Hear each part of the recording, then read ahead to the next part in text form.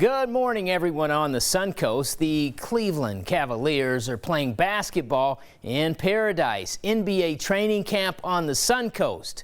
Good morning, everyone back on the Suncoast. I'm James Hill here in downtown Detroit, Michigan, the home of the auto industry, Motown, and many people who are bundling up these days. That's because it is very frigid. Now, as far as football is concerned, the Detroit Lions are a very good football team. Baker Mayfield, all he did was take care of business, moving the ball downfield.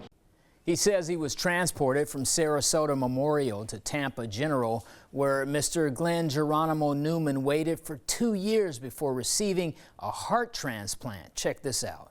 Glenn Newman says after retiring from a pro ski career, he operated a tennis club in Connecticut. Then he moved to Sarasota, where he enjoyed PGA golf for 18 years at Prestancia. Then he suffered a medical emergency and lives to tell. I had a heart attack and a stroke, and the first responders saved my life. Took me to Sarasota Memorial, which they saved my life there, and then they shipped me up to Tampa General Hospital, where I waited. I was on a VAD for like about 2 years waiting for my new heart. After his recovery, he went on to compete and win the gold medal in slalom skiing during the 11th World Transplant Games. Here's what he tells me about thriving through adversity. It's pretty neat to ski for your country, which, and actually I wanted my gold medal, got a point for the team. And the team, actually, there's a team event in that also. So the U.S. finished third. And so it's kind of neat to be able to do that, to ski for your country like that. Competing again like that in slalom skiing is something the 75-year-old Geronimo still ponders going forward. I upset quite a few Europeans, and they wanted to know, where are you from? I said, Florida. They go, you don't ski in Florida. But anyhow, I'm sure they're looking for me to come to Italy and to ski against me again. Newman says the skill set is part of his pro skiing career from the 1970s through the early 1990s. He says his body strength is the factor on whether he will be ready to ski again to go for another gold medal. If Mr. Glenn Geronimo Newman returns to the 12th World Transplant Winter Games in March of 2024, we will have the story for you right here. Reporting in the studio, I'm James Hill with ABC7, your local station. Very exciting times here on the highest of 7 hills. This is Florida A&M University, the home of the Rattlers, but this weekend it is the home of the high school football state championships, and Cardinal Mooney is taking advantage of a great opportunity. Now, Cardinal Mooney took on a very talented team from Ocala in Trinity Catholic in the fourth quarter, late in the fourth quarter. Check out the quarterback there, Michael Valentino, throwing the football deep over the top to Chris McCorkle. He scores the touchdown. Cardinal Mooney goes up by 4, and in closing seconds of the game, here comes Trinity Catholic with a chance to win the game, and they make a play here. They throw the football over to the corner, and it is no good. Cardinal Mooney winning their first state championship since 1972 by a final score of 31-27. After the game, here's what the guys had to say. I was just thinking to go get it and finish to seal the game.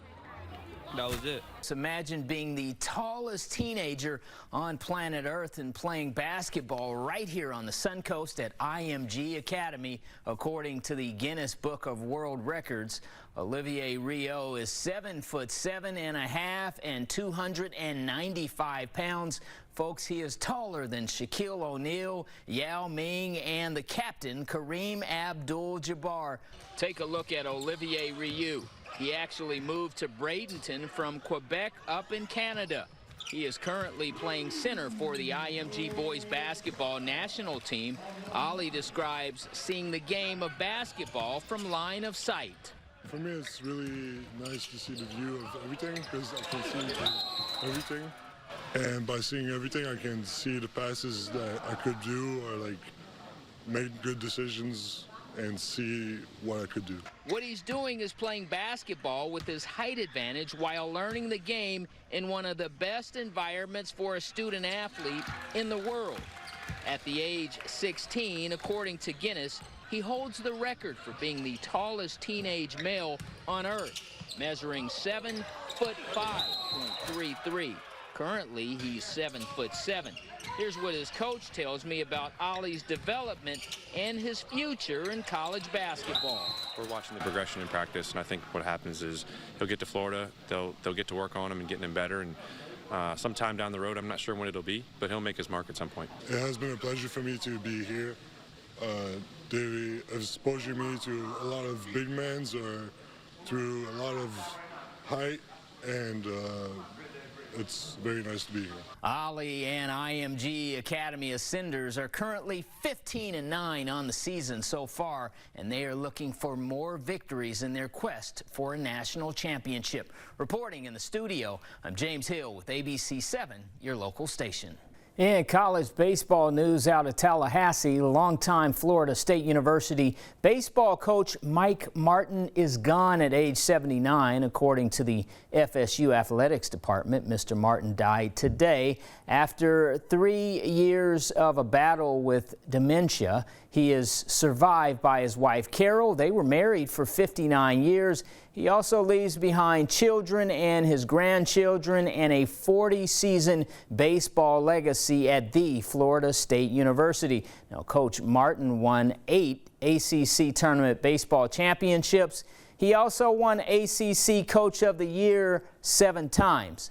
Coach Mike Martin leading FSU to the 1996 College World Series National Championship. FSU president posting on X, "We lost a legend today." Definitely, I met a gentleman who started playing basketball at the age of 5 years old in New York, and he says these days he lives on the Sun Coast and he wants to play his next game on an NBA floor. Check out this ABC7 Sports exclusive. Sam Peak is age 24 and he stands 6'7". He's a pro basketball player who moved down to the Sun Coast from New York with his family. Sam Peak says after playing basketball in high school and at Stetson University, he decided to take his talents to G League open tryouts. Being at the right place at the right time paid off. Got invited to training camp with the Bucks, the Herd, and had a great training camp. Was actually the last cut, but about 2 weeks later they called me back, and yeah, it was a great experience, learned a ton, had fun. When they called him back, he says his dream of playing pro basketball became his reality. Peak has played in the G League with the Milwaukee Bucks organization, Wisconsin Herd, and the Detroit Pistons affiliate, Motor City Cruise. Peak says playing in his first professional basketball game is unforgettable. My first bucket, I banked in a 3 from deep off the backboard. You know, we got some laughs to that for sure. Family got some laughs, team got some laughs, so I always remember that. Sam's Suncoast support base also shares their appreciation for watching his dream come true. It was pretty emotional to see dreams be recognized, and after how hard it is to pursue was pretty special. 6'7", Sam is one of the most talented guys I've ever seen, just with his ability to put the ball on the floor and get to his spots and his shooting. He's super talented to be at 6'7". Peak tells me his experience playing in the G League gave him the opportunity to see what he will need to do to live his dream and make an NBA roster. All right, now currently Sam Peak is training and looking for opportunities to play for and join an NBA Summer League team. We will keep you posted. Here in Bradenton, outside of Pirate City, where 27th is now named after Roberto Clemente. Here's what his sons had to say. Take a listen. The renaming of the road is something that is honoring that legacy. I believe that his legacy is beyond baseball. I think baseball is secondary. When you hear the name Clemente, it emotes organic emotions from people that don't think about the baseball really, mostly how he touched so many lives by the way he lived his life. A life being remembered in the form of the dedication of Roberto Clemente Memorial Way, a section of 27th Street East in Bradenton, right in front of Pirate City. Pirates manager Derek Shelton says Clemente's spirit as a humanitarian is unforgettable. Just really appreciate that, you know, the city of Bradenton is highlighting someone that's really important, not only in Pittsburgh, but the 21's important to us everywhere. Every great ball player has a degree of legacy. Roberto Clemente's legacy is everywhere. You get a street named after him, you get a playground, you get a book written, a documentary. It just never goes away because of the extension of not just being a baseball player, but being a great humanitarian. Pirates brass, along with the Clemente family, say they are honored to have 27th Street named in Mr. Clemente's honor. Reporting from Bradenton, I'm James Hill with ABC7, your local station. I'm here in Tampa, the home of the Buccaneers. It's all about NFL training camp.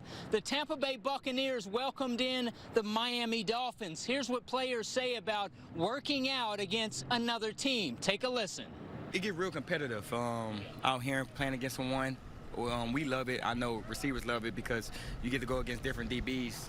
You get to see, not go against, you know, the same DBs every day that kind of, you know kind of how you play, what you're going to do. So you get to try different moves and see how it works. And you get to really try out all the stuff you've been working on. According to the Buccaneers Media Relations Department, the Bucs and Dolphins have held joint workouts since the 1990s. In previous seasons, teams practiced against each other 2 days. Currently, the NFL only allows teams to practice 1 day against each other during training camp.